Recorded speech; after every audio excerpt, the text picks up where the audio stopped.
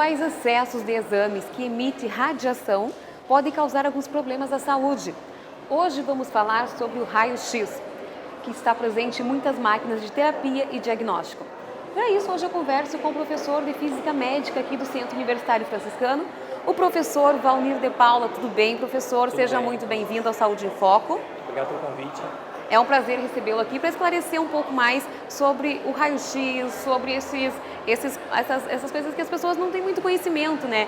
Para nós explicar um pouco mais sobre o que nós vamos falar o programa, vamos começar explicando o pessoal que está em casa o que o profissional dessa área, o físico médico, aonde ele pode trabalhar, onde ele atua, né? O que ele faz? Vamos explicar para o pessoal. Ok. Na verdade, o físico médico está dividido em 3 áreas distintas, né? Uma delas já atuante há muitos anos, muitas décadas, que é o físico médico de radioterapia, que ele atua em serviços, em hospitais e clínicas que tratam do câncer, utilizando radiação ionizante, a chamada radiação ionizante. Então, o físico médico está presente nesse contexto, numa equipe multiprofissional, controlando as doses e participando do planejamento das doses de radiação entregue nos tratamentos de radioterapia. Sim. Uma outra área de atuação é na área da medicina nuclear, que é uma área de uma área de diagnóstico e de tratamento, porque ele basicamente atua em diagnóstico de doenças, mas também atua em tratamento, onde se utiliza fármacos radioativos que são administrados nos pacientes, portanto é todo um ambiente que se utiliza radiações também, e esse físico, esse profissional atua nos controles de qualidade dos equipamentos e na garantia de que esses procedimentos sejam feitos com doses mínimas de radiação. E por último, que é a minha especialidade, né, eu sou um físico especialista em radiodiagnóstico.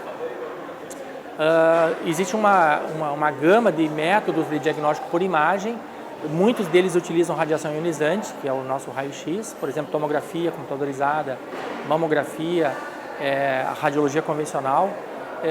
E o físico médico tem que atuar dentro dessas áreas para permitir que a imagem seja executada com a menor dose de radiação possível e com a melhor qualidade possível. É uma grande missão da física médica dentro do serviço. Já que o senhor tocou nesse assunto sobre a tomografia, essas máquinas, né, que elas fazem esses exames, vamos falar um pouquinho, pessoal que está em casa, como é que funciona a radiologia, a tomografia, a mamografia também, que é muito importante, né, que as mulheres façam, o ultrassom, a ressonância magnética. Qual é a diferença de cada um desses exames? Qual é o caso mais indicado? Bom, desses métodos citados, alguns utilizam radiação ionizante, que é onde nós temos que cuidar bastante o risco, e outros não. Por exemplo, o ultrassom ele é uma onda mecânica, uma onda sonora, que interage com o meio biológico e produz imagens de diagnóstico, ou produz efeitos biológicos para tratamento, como se utiliza em fisioterapia. Sim. Então, são efeitos biológicos do ultrassom utilizados no tratamento ou no diagnóstico por imagem. No caso da ressonância magnética, é um método de imagem que produz imagens anatômicas do corpo, em fatiamento do corpo, se utilizando de campos magnéticos potentes e ondas de radiofrequência. Também não entra no rol das radiações ionizantes, como é o raio-x. Sim.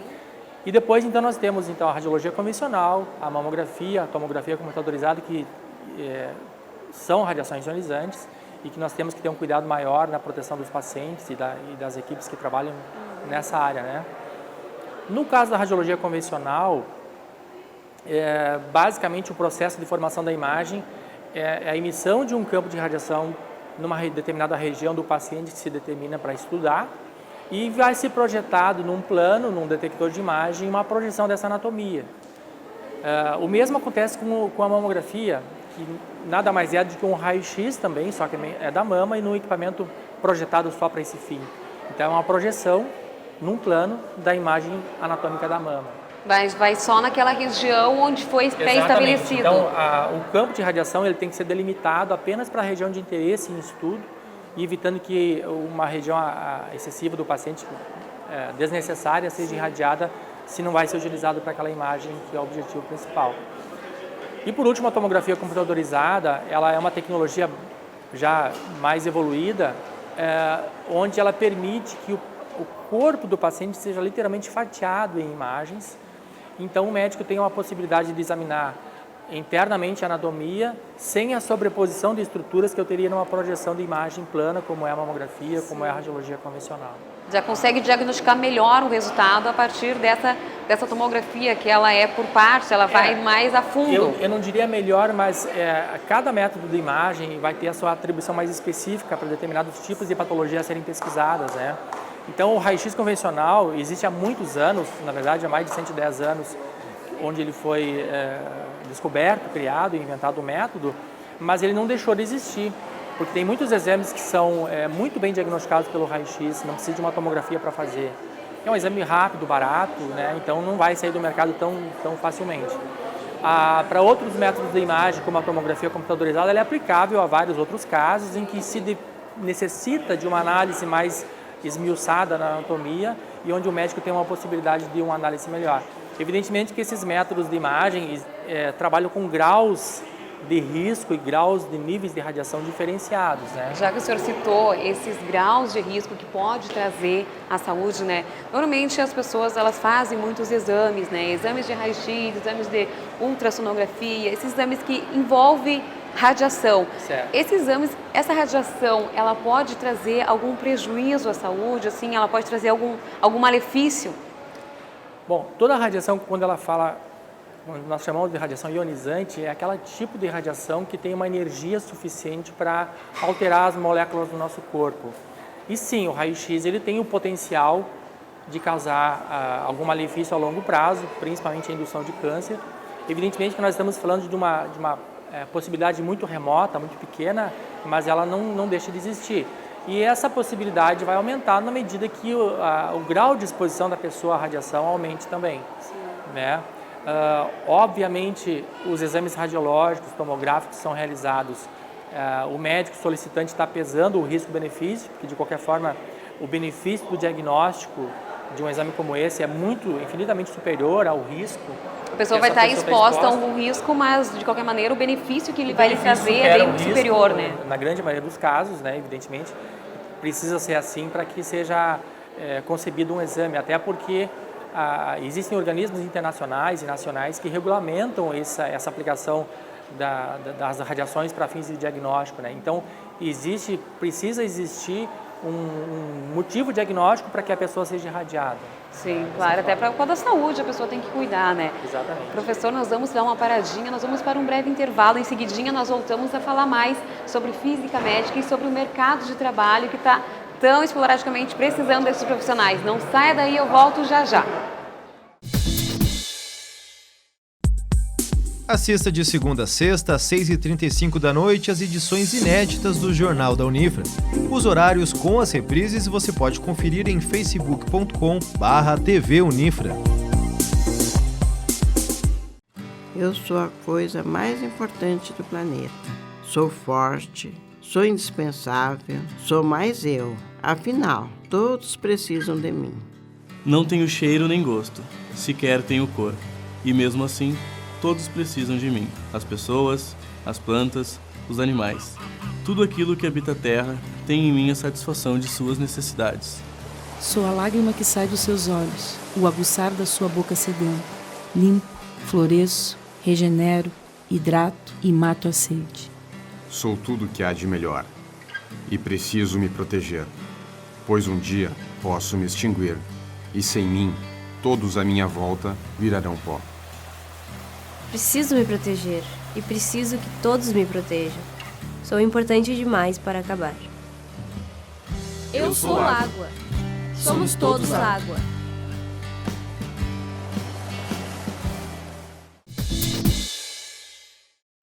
E nós estamos de volta hoje aqui com o professor Valnir de Paula, que está esclarecendo algumas dúvidas sobre a radiação, né, professor? O professor, ele é professor do curso de Física Médica aqui do Centro Universitário Franciscano e hoje é o nosso convidado especial do programa. Vocês podem ver que nós estamos aqui no hall da Unifra, tem algum ambiente externo, algum barulho, mas nada vai atrapalhar, né, professor? Da gente explicar ao pessoal que está em casa um pouco mais sobre o raio-x, sobre a tomografia, né? Professor, voltando ao nosso assunto, né? Vamos falar um pouco, o pessoal que está em casa, a importância do profissional, do físico médico na supervisão dos equipamentos, né, no manuseio lá na hora de fazer um exame. Bom, tratando da minha especialidade do radiodiagnóstico, o físico médico está nesse meio de campo, numa equipe multiprofissional, onde tem um médico radiologista, outros médicos trabalhando, e tem uma equipe técnica ou tecnólogos em radiologia que produzem as imagens dos pacientes. O físico médico ele está atuando nesse meio, otimizando as doses de radiação, para que as imagens sejam produzidas com qualidade e com a menor dose possível de radiação. Esse é um dos grandes objetivos. E também com instrumentações específicas, aferindo se esses equipamentos estão emitindo as doses de radiação como deveriam estar, se eles estão calibrados, se eles estão funcionando corretamente. Eles são responsáveis por supervisionar todas as máquinas, ver certinho, Exatamente. até porque tudo é calculado, né? Exatamente. Efetuamos treinamentos para essas equipes técnicas também, para que esse trabalho ande em sincronia e que haja com segurança com os pacientes, né? Então, é uma atividade constante para que o diagnóstico seja favorecido e as doses de radiação sejam minimizadas. Sim. E esses equipamentos, eles também não são usados só para o diagnóstico, eles também são muito usados no tratamento de câncer. O nosso acadêmico Patrese Lenhart, ele foi conversar com um especialista e vai trazer algumas informações para nós sobre o assunto. Patrese, fale para nós um pouco mais sobre ele. Parece estranho, mas máquinas que emitem radiação também podem tratar doenças. É isso mesmo, professor Éder? Como é que funcionam essas máquinas? Qual a diferença de máquinas que fazem exames para máquinas que tratam o câncer? É isso mesmo, Patrese. Na radioterapia, nós usamos aceleradores lineares, que são equipamentos que geram radiação ionizante e são usados para o tratamento do câncer. O câncer, por sua vez, é uma doença que hoje existe mais de 100 tipos de doenças e a radioterapia vem associada com a quimioterapia, vem para tratar esse tipo de doença. E como é que esse tratamento é feito? A radiação ela chega na célula, como é que é esse processo? É feito todo um planejamento e a radiação ela passa pelo organismo do paciente, atinge o local onde está o tumor, o volume-alvo que a gente chama, e o volume-alvo ele é tratado com radiação. Então, aquelas células cancerígenas que são englobadas por esse volume-alvo, que é o volume aonde a radiação chega, ela é destruída. Tá? A radiação tem um poder na ordem de megaelectronvolts, e ela consegue destruir essas células. E é seguro fazer esse tratamento, porque a gente está falando de radiação. É seguro fazer esse tratamento? As pessoas podem ficar tranquilas? Sim, é totalmente seguro. O físico médico ele é um profissional que está diretamente ligado no controle da qualidade desse tipo de tratamento. Tá? O físico médico ele faz todo o cálculo da dose, da distribuição da dose sobre o tumor do paciente e, a partir daí, você tem garantia de que a radiação vai atingir o tumor, né, e vai matar apenas aquelas células danificadas. Tá certo. Obrigado, professor Éder Simão, do curso de Física Médica. Então é isso, Tamires. O tratamento também é feito com máquinas que emitem radiação. Porém, não tem problema nenhum. É com você aí. Obrigada, Patrese, pelas suas informações. E como eu prometi no último bloco, professor, agora nós vamos falar sobre o mercado de trabalho, né? O mercado de trabalho do físico médico, que ele é um mercado tão importante, né? E que falta profissionais para essa área. Exatamente. Nos últimos anos houve uma grande evolução tecnológica de métodos de imagem, de equipamentos, né, no mercado. Serviços de radioterapia, como foi falado na reportagem. No entanto, não existem físicos médicos suficientes no mercado para atender toda essa demanda. Então, isso tem gerado uma carência desse profissional no mercado. Além do mais, são pessoas que são bem remuneradas pelo mercado, né? O físico médico ele tem a possibilidade de se graduar no curso, fazer uma residência em física médica, numa dessas áreas de atuação da radioterapia, radiodiagnóstico, medicina nuclear, e os salários são elevados, né? Podem chegar a R$20 mil, como em grandes centros hospitalares do país, mas evidentemente com alguns valores medianos também, R$10, R$12 mil é comum um físico médico estar atuando e estar percebendo essas quantias. É uma área assim que ela reconhece muito bem o profissional, né?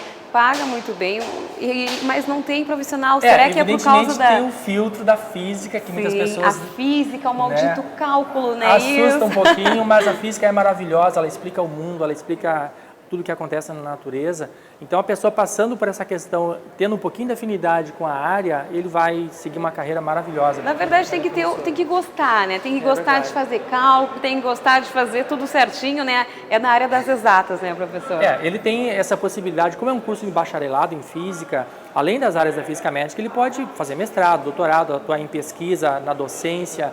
Então, todas aquelas opções que ele tem num curso de graduação em física, ele vai continuar tendo no curso de física médica, com esse plus, né, esses adicionais dessas outras áreas de atuação que ele pode se especializar e atuar em equipes multiprofissionais. É um mercado muito amplo, né? Muito amplo, promissor. O governo federal está implementando um programa muito gigantesco, muito grande no Brasil inteiro, equipando vários hospitais com aceleradores lineares. E, na verdade, são 80 aceleradores já comprados que estão para ser instalados agora nos próximos anos, e nós não temos físicos para atender essa demanda, olha aí. Imagina, né? Está faltando profissional no mercado.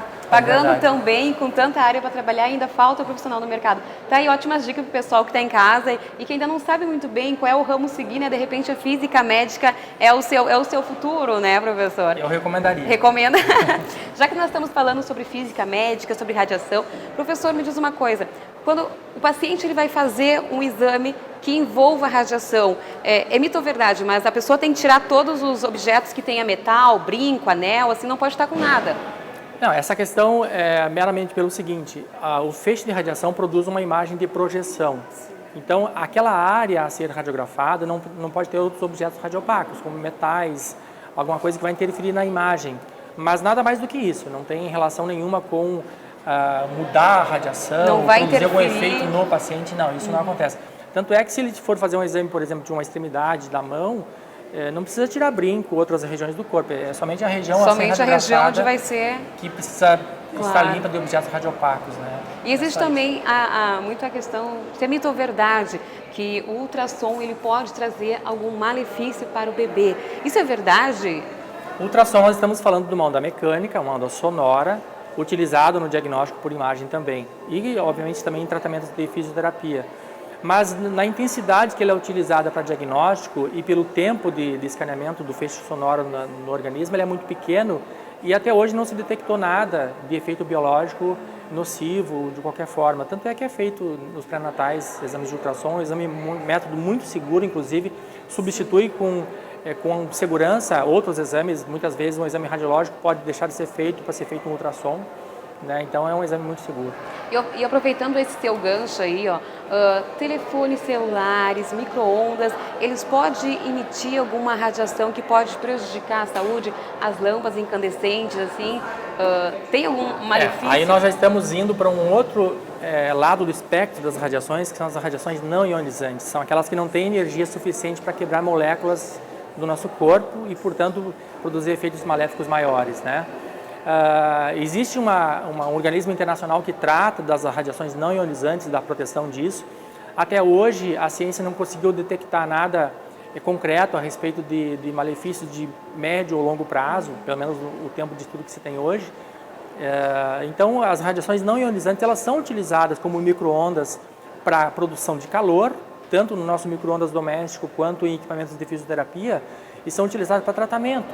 Então as pessoas não precisam ter medo de usar o micro-ondas em casa, que aquelas ondas que vai emitir para aquecer o alimento não vai prejudicar a sua saúde. Não vai, até porque no equipamento doméstico ele fica restrito ao compartimento do micro-ondas e as micro-ondas não saem do compartimento. Como nós estávamos conversando nos bastidores antes do programa começar, o senhor me falou que existem alguns alimentos também que emitem radiação, como a banana.